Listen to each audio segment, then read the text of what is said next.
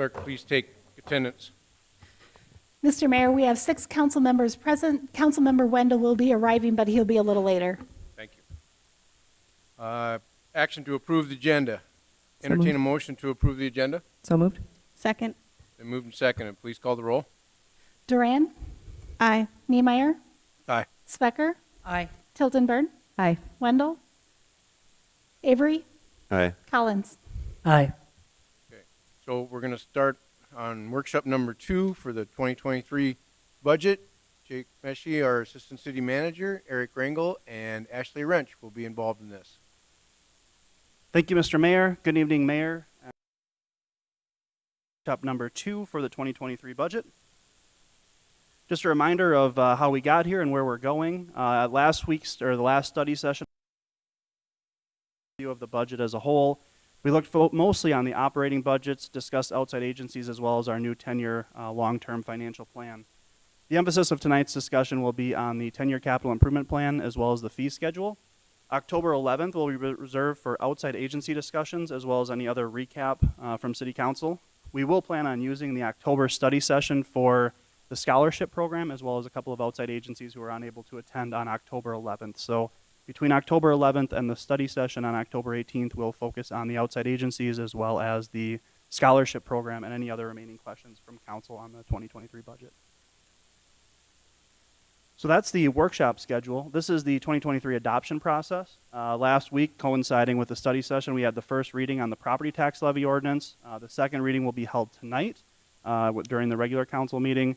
The first reading of the 2023 budget ordinance is planned for the October 25th City Council meeting. November 8th would be final adoption of the 2023 budget ordinance, as well as the adoption of the 10-year capital improvement plan and the fee schedule. Before everyone now is just an agenda for tonight. I won't read through it, but this will cover all the topics for tonight's workshop. As a reminder from last week's presentation, these are the highlights of the 2023 budget as a whole. Staff is bringing forward balanced budgets in the general fund as well as the capital improvement fund to council. Goal is to bring forward sustainable and intuitive budgets. We are projecting positive sales tax growth for this upcoming year. We're anticipating 10% growth in 2022 from 2021, and then a conservative 2% growth within the 2023 budget. The general fund is increasing by $1.7 million from the 2022 adopted budget. That's increase is primarily driven by staffing, both salary increases as well as requests for a few additional positions, insurance, inflation, and some smaller scale projects that are occurring within our general fund budget. This slide is also from our last workshop. This is just a comparison of the 2022 budget that was adopted compared to the 2023 budget that is requested. As a whole, the total 2023 budget is proposed at just over $61.5 million, which is about an $8.8 million increase from the 2022 adopted budget. Over $5 million of that increase, or 60%, is within the capital improvement plan, and that is project driven to include the 22nd Avenue project, a large project, the Larson Ice Arena for the dehumidification system, as well as cost of materials and inflation driven. The emphasis of tonight's discussion will be on the capital improvement plan, which will cover some of that increase. These are the highlights of our 2023 capital improvement budget. One thing to note is that the city did make some obligations to outside agencies, and we're now having to make those payments. So you'll notice that about $1 million comes right off the top of our capital improvement plan for commitments made to the Performing Arts Center, as well as the Brookings Health System. We do have that large-scale $3.5 million 22nd Avenue Phase 2 construction project, as well as some large projects in the parks and the Larson Ice Arena, Hillcrest Pickleball Court, which is actually mostly going to be grant funded at this point, and then vehicle replacement for the police department, large self-contained breathing apparatus replacement for fire department, and then there are 4 sites of playground equipment geared towards toddlers that is projected for this upcoming year. I would also note that the capital improvement plan for City Council is mostly maintenance and replacement driven. So at this time, we're not requesting to add new pieces of equipment, new services, things of that nature. This, frankly, is just maintaining what we already have today.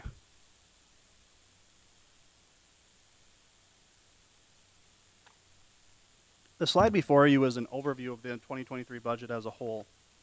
One of the things I really want to draw attention to is the bottom line here in the black. One of the things that we've really striven for as staff over the last couple of years, as council may remember, we've had some negative numbers there as we got out towards 2027, 2028. As you'll see now, the budget before you is balanced in the sense that this is good for the entire 10-year window. So we have a 10-year capital improvement plan before you that is balanced all the way through. It is done through the use of reserves as well as some of the past use of City Council financial policy project funds to get our capital improvements back on track.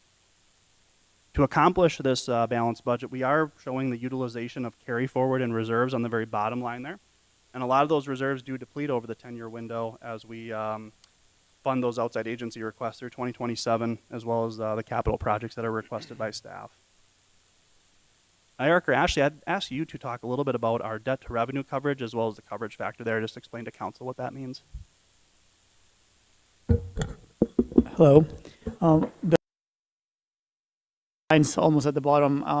Just a little bit above that deficit surplus line item that Jake was talking about. It's let's start with the first one. It's our debt to revenue. This by the government's and ends policy, and our target is to have a 33% as a maximum. So the lower this number is the better, and it's the ratio of debt to revenue that we're generating, excluding reserves. As you see throughout the timeline, based on our current debt schedule, we are within our target because all of them are under 33%. There are some years, like in 2026, where we're very close. So that sort of like reduces our internal limit to raise debt at that point. The second number, the coverage factor, that's the state statute, and that takes into account constitutional debt. That one, the higher is the better. The minimum that state statute requires is 1.75. What the numbers here tell you throughout the 10 years is that we're well within a ratio, and by state statute, we would have more room to raise some debt if needed. Any questions on that? Thank you. Thanks, Eric. The one thing I would add to that is you can see based to the debt to revenue ratio, which is driven by internal policy, as well as the coverage factor, which is driven by state law, the city does have capacity to bond in years going forward. The second part of that, though, is we need to have the funds available to make our debt service payments. And as you can see, as we get into 2032, we're basically breaking even at this point. We've got a small surplus of $140,000. So adding on any additional debt service payments would very likely throw this out of balance at some point, if not much sooner. So that's one of the things to consider, is that even though we may have the capacity to take on the debt, we also need to have the capacity to make those debt service payments. The earliest we'd be able to refinance any of our existing debt would be 2026. But again, that would have to take into consideration what interest rates do over the coming years. Eric and his staff have done a fantastic job refinancing our debt in the not too distant future when we were able to take advantage of low rates. And as most may have seen on the news, we continue to see those interest rates continuing to increase. And at this time, it would be unlikely for us to even be able to get the rates that we had previously refinanced under. This slide breaks down the 2023 CIP revenue as a whole. So basically, we've got $13.7 million coming in. We are projecting to utilize 7.3 or so of existing funds that are within the capital improvement plan. That's comprised of unused funds as well as carry forward. So that's how we get to our beginning balance of that 20.8 million. Of the revenue that's coming in 2023, of the 13.7 or so, 8.5 of that is coming in as sales tax. As a reminder, the city collects 2% sales tax. The first percent goes into the general fund. The second percent comes into the capital improvement plan to fund those larger scale purchases. You are seeing about $3.8 million worth of grants, which is a higher number than what we would usually anticipate. That's because we're going to be applying the STP or Service Transportation Program funds that are intergovernmental funds that come to us from the state. And that is how we have chosen to fund the 22nd Avenue projects and as we do the second phase this upcoming year. Lastly, you'll see TIF revenue coming in at about $1.4 million. These are TIF revenues that come in to pay back TIFs that have been fronted through the capital improvement plan. So at times the capital improvement plan has been utilized to pay for TIF-related projects. As those TIFs mature and provide revenue, we're able to reimburse essentially the capital improvement plan, which helped front some of those costs. One thing I would also comment on here, as mentioned before, we're no longer asking to utilize any of the City Council financial policy project funding, which has been used the last 3 years or so to fund some of our much needed facility improvements. Any questions on the revenue side of the capital plan? This is a breakdown of the 2023 expenditures by a number of different groupings here. The first one I'll point out is about 7% of the total expenditures are accounted for to outside agencies between the PAC Performing Arts Center as well as the Brookings Health System. So that's about 7% of the total capital expenditures going to outside agencies. The next number you'll see there is transfers out. That's just over a little over $1 million. Those goes to things to fund like the Swiftel Center, the golf course, airport improvements, as well as the public art dedication. Large-scale Swiftel projects for this upcoming year are really driven by parking lot and access drive, about $300,000 worth of paving projects. We also do have the retractable riser payment, which has been going on for a number of years. That was a cost that was fronted by the landfill. That's the seating within the arena, and they're making that repayment to the city's landfill enterprise fund. There's about 3 years of that left, and that's about $130,000 per year. I do also want to note, per the agreement between the city and OVG, that they are contributing about $200,000 into our capital plan for the Swiftel Center this upcoming year. So as per the agreement with them, they are contributing to improve that facility as well, which is great to see their partnership as well as their financial commitment into that facility. The next slide last one I'll talk about here before we get into more detail on the actual capital projects is our bond payments. About $1.6 million of our expenditures go to debt service or bond payments. The large expenditures within the bond payments are for the Bob Sheldon project renovation, the Larson Ice Arena renovation, as well as some of those tax increment financing projects that we're paying back. So we get the TIF revenue, and that part of that does go to our bond payments as well. The next few slides will talk mostly about our capital expenditures, $10.8 million of capital expenditures planned for the upcoming year. So you'll see here, this slide here, these numbers, if you add them together, they equal that $10.8 million as we previously discussed. About 70% of our capital projects planned for this upcoming year fall within the realm of public works, which is streets and engineering projects. The largest one of those is about $5 million, which goes towards our annual overlay and resurfacing project, as well as that 22nd Avenue reconstruction. So vast majority of our capital expenditures do go to road improvements for this upcoming year. Parks and Recreation at $1.9 million, they're up about $500,000 from 2022. And again, that's largely driven by the dehumidification project at the Larson Ice Arena. So that is a direct correlation there between why we're up about $500,000, as that is a non-reoccurring expense. We also do have about $140,000 within parks planned for an electrical upgrade at the activity center. That's just past its useful life at this point. Public safety expenses in the capital plan are primarily driven by vehicle replacements, as well as that large self-contained breathing apparatus project. All of those projects are based on the useful life and best practices, and they are cyclical in which we replace them. Other is a smaller category. We'll have a little bit of a discussion on that as well, but that's mostly contained to building as well as some smaller scale IT projects. Before you now is an overview of the 2023 planned public works capital projects. I will not go into necessarily detail on all of these, but I will let council members of the public at home kind of view the planned expenses for this upcoming year. As mentioned a number of times, the largest project for next year is 22nd Avenue, Phase 2, about $3.5 million. And that would run from Eastbrook, right next to Scooters, all the way down to 8th Street South would be the next segment that we'd be looking to do. $2.1 million is our annual overlay budget and street improvements. Roads are selected and driven by our pavement analysis that we update every 3 years. So we're ensuring that we're addressing the roads in a methodical manner based on greatest need. 2 projects we are planning for sure when it comes to street improvements next year, besides 22nd Avenue, are going to be University Boulevard, which is a project in partnership with BMU as well as SDSU, and then the 20th Street South will get repaved as well, and that's in partnership with BMU, as they're going to be running their water lines down there from 22nd Avenue over to Main, the water tower on the northwest corner. Other projects, we have a few projects planned for the street facility. Our HVAC sensor controls have been discontinued. They're no longer supported, so upgrading those for $75,000 will allow us to have better control and responsiveness when it comes to maintenance of that building.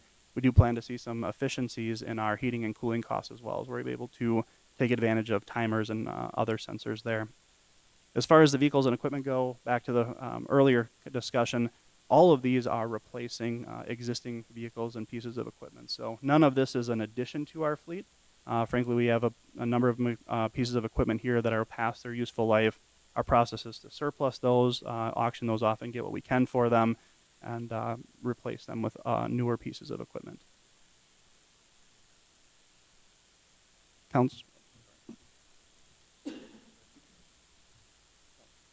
Question. Councilmember Duran. Thank you, Mayor. Projects on the ADA standard ramps, are those new ramps or is it just maintenance of existing ones? Our city engineer, Charlie Richter, is here. I will let him take that discussion.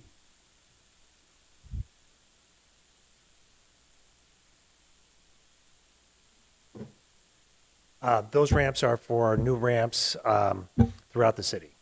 So there's a lot of non-compliant ramps out there that we address, especially during resurfacing. So we like to have a complete project when we're done. Thank you.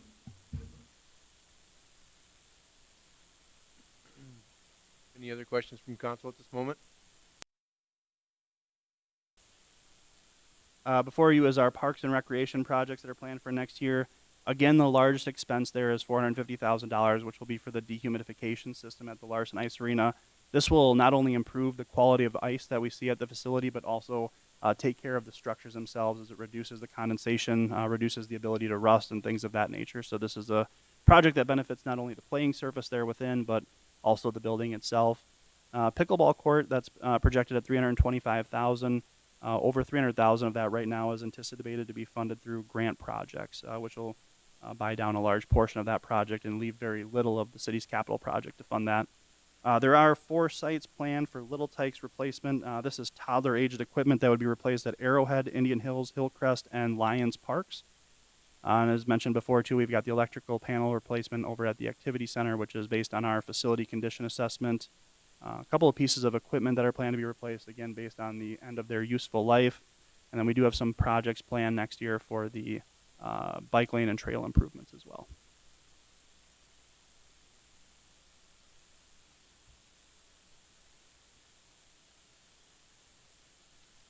Public safety improvements primarily driven by pieces of equipment that are, again, at their useful life. We've got 2 fire engines that are being financed through lease payments that we're planning.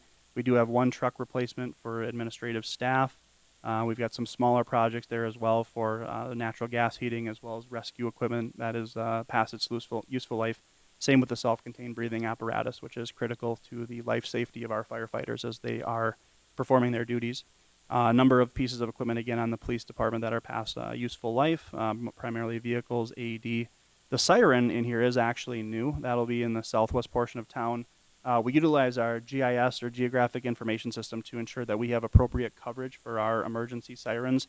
And as the community has continued to develop to the southwest, we know that an additional siren is now warranted out there. So we are placing one there in the upcoming year to ensure that we have appropriate coverage in the unforeseen or undesirable event of emergency weather. Some smaller ones here. Again, this is the other capital that was mentioned there, about $430,000. We do continue to fund our building sinking fund, which is also noted as contingency. This is something that was started a few years back, and this really just protects us against any unexpected expenses. So if we have HVAC units fail, servers, pieces of equipment go down unexpectedly, this is our kind of one of our last-ditch efforts before we have to go into any reserves. So this is another safety net, if you will, for the city, just to ensure that we have funds available if there's any large-scale breakdowns or failures, so that we're well prepared there. We've got several IT projects that are planned for next year, as well as we are budgeting to demolish the existing food pantry facility with the expectation that the new food pantry, or the new food insecurity facility, will be coming on board in 2023. This somewhat takes us back to the beginning as we look at our 10-year outlook, as well as the bottom line of where we're at. So the good news here is that we're now at a place where our 10-year capital improvement plan is fluid, it is balanced, and sustainable for the next 10-year window, which is something that Eric and his staff have worked very hard at over the last few years. We are utilizing our unused funds as well as our carry forward. So essentially we're utilizing all of our cash in this model to make sure that it does float over that time, but it does get us to that balanced budgeting. We are also pushing out some of our future tax increment projects that we're planning, just to make sure that we have the adequate revenues coming in to fund those up front, as opposed to utilizing the capital improvement plan to fund those costs. Similar to the story with the general fund is that even though we are able to bring forward a balanced budget, this doesn't necessarily contain all of the desires of staff, or necessarily the public or council for that matter. As budget process is always difficult, and it is a series of choices where There are projects that are desired and they're warranted, but they don't, frankly, allow us to present these balanced budgets to council and to the community. One of the largest projects that we have hanging out there is the Public Safety Center. We are currently going through the analysis to get a recommendation on a new build or renovation with cost estimates coming hopefully at the latter part of this year. We do have about $8.5 million set aside in the City Council priority projects funding for that. But again, we expect that cost to be much higher at this point with inflation and the evolution of facilities in general. Council in the past did have set aside about $850,000 for indoor rec facility for the holding barn. That would front a portion of that cost as well to make indoor recreation space attached to Larson Ice Arena. We're also aware of irrigation upgrades that are needed at the golf course, as well as general facility upgrades to the library. One other one that I would like to bring attention to as I look over this list, the Sustainability Council did make a recommendation for $130,000 for a climate action plan. They had been working diligently researching other communities, namely Dubuque, Iowa, who had undergone this exercise. They were able to get in touch with some consultants who they had worked with and found that this was a realistic budget number. So that was a recommendation that came from the Sustainability Council to fund a climate action plan or set aside $130,000 for such a plan to go through the request for proposals process, select a consultant, and ultimately create a climate action plan for the city of Brookings. So that is a newer one to this list. Some of these other ones have been known and on this list for a little bit longer, but that is a new addition driven primarily by the Sustainability Council. The next, A quick question on this. With the that has increased, would you say that that's a fair assessment of the rest of the projects or are these numbers updated with what we've seen with the economy and the evolution of the facilities? yeah, these other more so with the public safety recommendation coming forward here in the next few months. So we certainly, as staff could put together an estimate for that, but understanding that we have professionals dedicated to this that do this day in and day out, we thought it would best be to let them bring forward their recommendations. So we're sharing accurate numbers with City Council as well as members of the public. Councilmember Collins. Thank you, Mr. Mayor. I thought the information about the public safety building was supposed to be here by now, the end of September. The analysis. We're planning for about the end of October at this point, so we're about a month away. Did that change?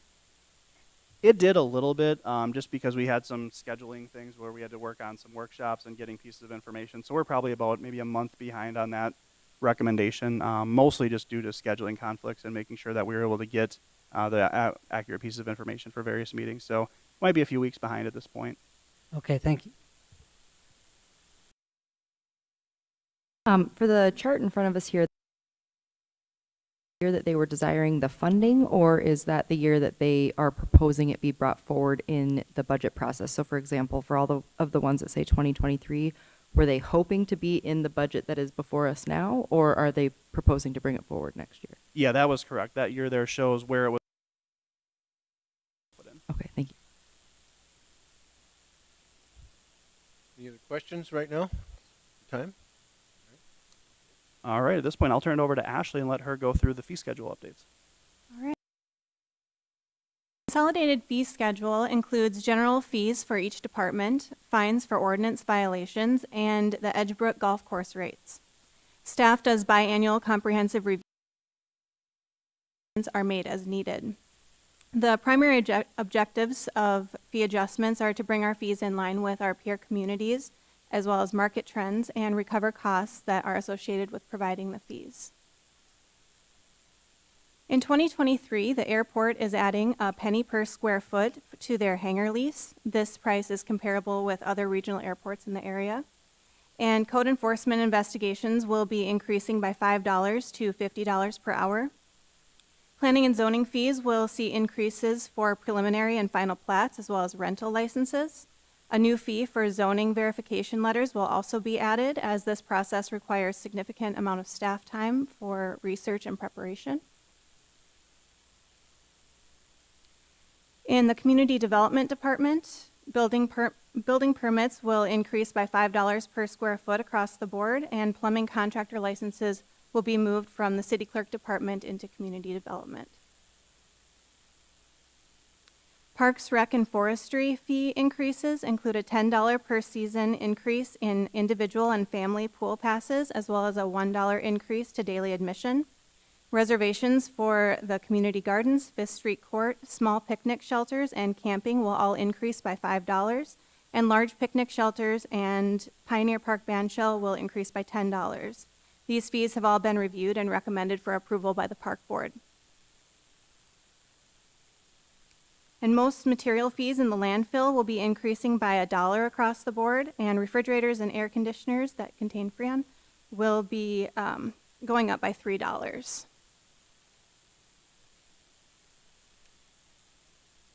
Golf membership fees will increase by 5 to 7% in 2023. Cart memberships will go up by $40 to $50 per season, and a trail fee for private carts has also been added to the fee schedule.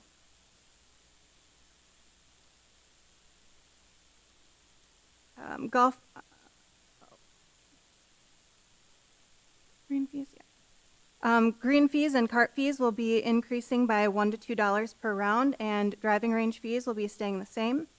And let's see, punch cards. Okay.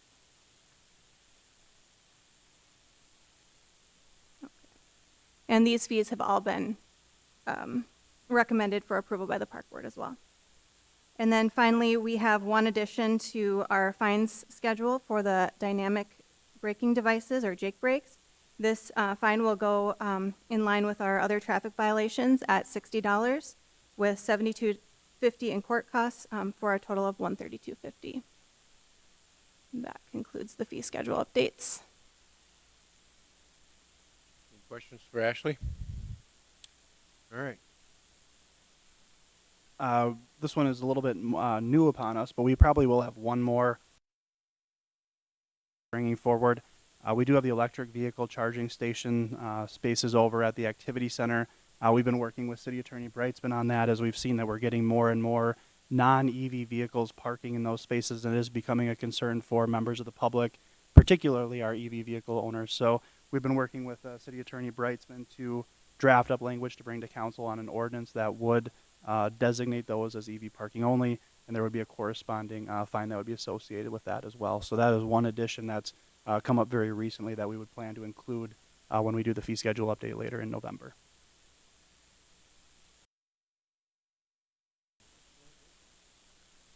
All right, any questions, comments from council? Councilmember Specker. Yeah, I would just like the city. I know I'm calling them a lot or emailing them with questions, and I just want to thank them for making it a simple, like it's not a simple presentation, but I think it's, really nice how you put the presentation together and explained it. So thank you. 15 minutes before the next meeting starts. Now I'll give everybody a 1-minute warning, and then the IT guy can take care of that also. So recess for about 15 minutes. Thank you.